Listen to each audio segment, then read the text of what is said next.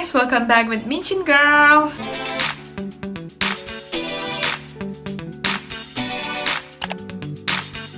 Nah, di channel ini kita bakalan ngebahas tentang berbagai macam hal. So, buat kalian yang belum subscribe channel ini, yuk subscribe dulu dan jangan lupa follow Instagram kita. And without any further ado, let's jump into the video. Nah, pada video kali ini, kita akan membahas salah satu perempuan pembunuh terkejam di dunia. Dan juga tentunya dengan korban terbanyak, yaitu sebesar kira-kira 650 korban. Nah, kira-kira siapa dia? Bagi yang penasaran, please keep on watching. Elizabeth Bathory merupakan salah satu pembunuh wanita terkejam. Bahkan dirinya ini masuk ke catatan sejarah dengan kasus pembunuhan dengan korban terbanyak. Dan hanya dalam kurun waktu 25 tahun aja, Elizabeth ini berhasil untuk nyiksa dan membunuh sebanyak 612 korban. Nah, jadi bagi kalian yang tanya, siapa sih nih Elizabeth Bathory? Nah, Elizabeth Bathory ini adalah salah satu anak dari keluarga bangsawan. Jadi dia lahir dari pasangan George and Anna Bathory yang merupakan seorang bangsawan Hungaria pada zaman itu yang sangat kaya dan populer. Dan juga pernah disebutkan bahwa keluarga mereka ini nggak hanya kaya sama populer, tapi katanya juga menganut ajaran satanis atau penganut satanisme. Nah, pada saat Elizabeth ini menginjak usia yang ke-15 tahun, jadi dia masih muda banget. Akhirnya dia itu menikah sama seorang bangsawan Eropa, namanya itu Ferenc Nadasdy. Aku nggak tahu gimana pronounce yang benar, tapi tulisannya kayak gini. Kalian bisa search aja di Google nanti. Nah, si Nadasdy ini usianya 10 tahun lebih tua dari Elizabeth. Dan biasanya kalau cewek nikah gitu kan ya, biasanya kan marganya ngikutin suaminya. Tapi Elizabeth ini enggak, dia tetap pakai Bathory sebagai nama belakangnya dia. Jadi misalnya nih Elizabeth Bathory jadi Elizabeth Nadasdy gitu kan biasanya. Tapi Elizabeth ini enggak gitu. Karena apa?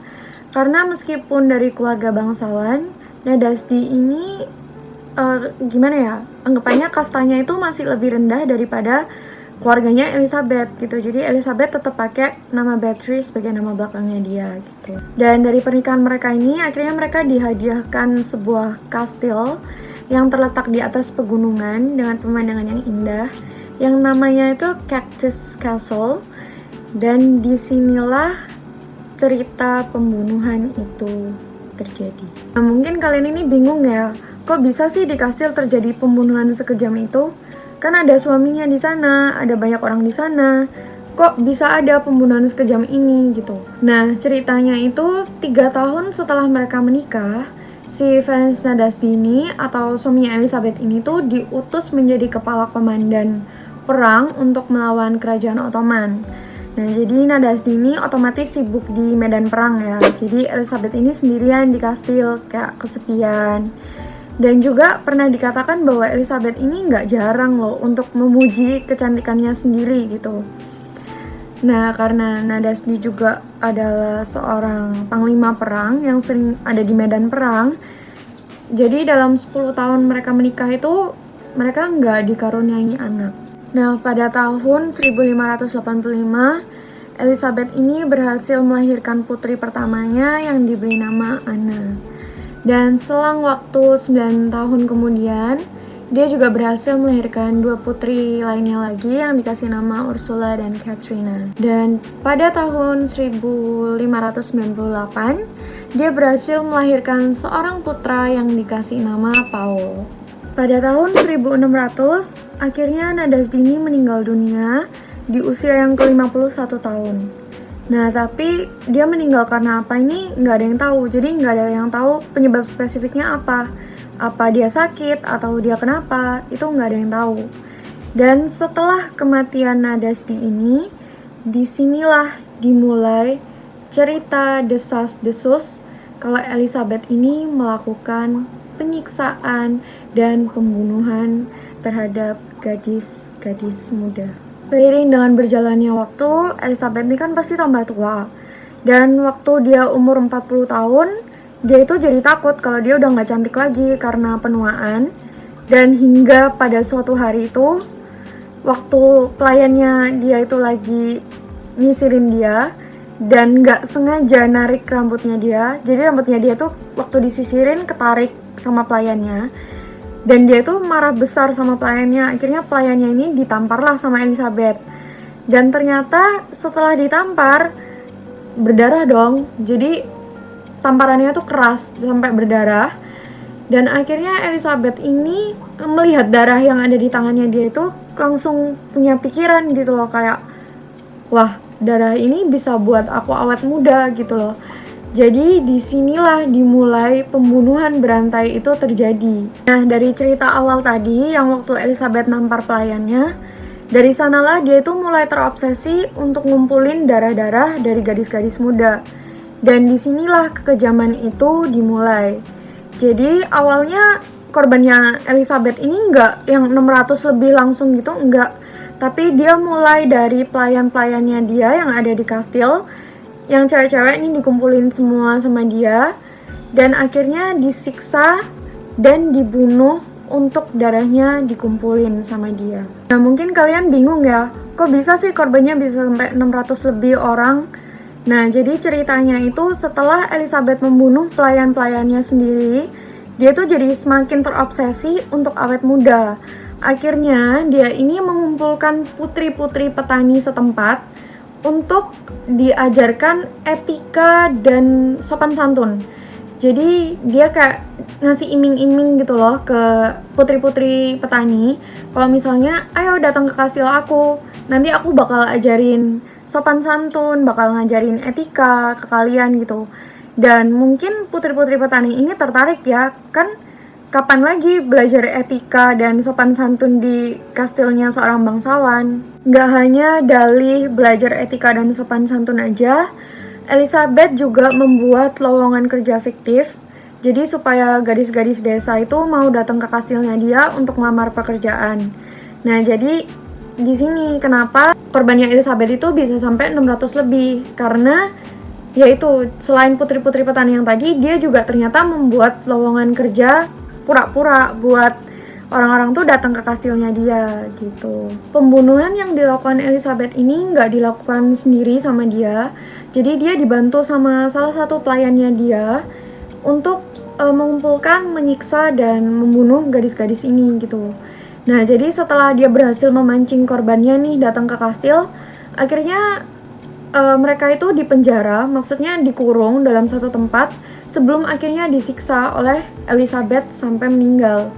Dan penyiksaan yang dilakukan Elizabeth juga kejam, yaitu dengan cara memukul dan memutilasi korbannya sampai korbannya ini meninggal karena kehabisan darah. Dan setelah itu, Elizabeth akan meminta bantuan dari pelayannya ini untuk mengumpulkan darah dari korban-korbannya ini untuk ditaruh ke kolam pemandiannya. Jadi darah-darah yang udah dikumpulin ini dipakai mandi sama Elizabeth di kolam permandiannya dia gitu. Pada awalnya Elizabeth ini menguburkan mayat-mayat dari korban-korbannya ini dengan upacara keagamaan.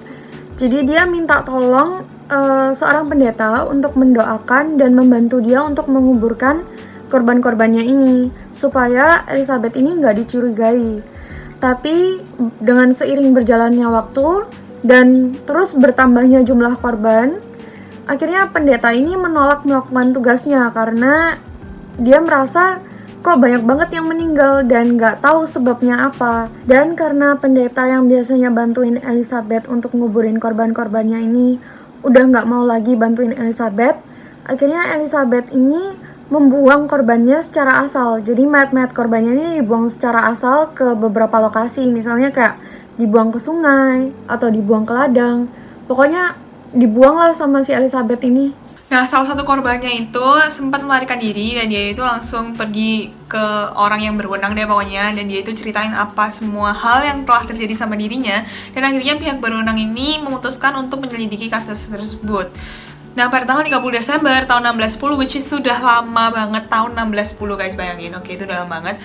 Dan mereka itu ngelihat sesuatu yang sangat-sangat horrible atau sangat-sangat mengerikan banget. Jadi mereka tuh ngelihat di ruang tamu udah ada seorang gadis yang udah meninggal karena kehabisan darah. Nah, untuk gadis-gadis yang masih hidup, mereka itu menemukan gadis tersebut tuh ada kayak bolongan gitu di tubuhnya, kayak habis ditusuk sama benda tajam gitu. Dan di ruang bawah tanah mereka itu juga nemuin ternyata masih ada gadis-gadis yang hidup dan juga itu telah ditikam sama Elizabeth, which is gila banget, kamu tega banget, oke, kayak nggak make sense aja.